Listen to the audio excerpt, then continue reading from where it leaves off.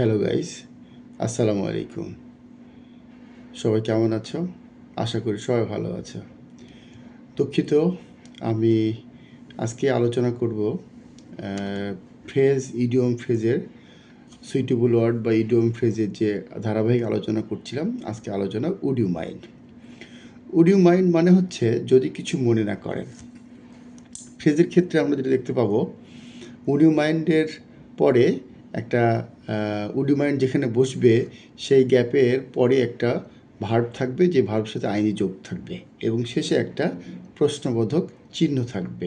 তাহলে এরকম হতে পারে ড্যাশ ক্লোজিং দ্য ডোর, আবার আবার আর একটা হতে পারে ড্যাশ হেল্পিং মি।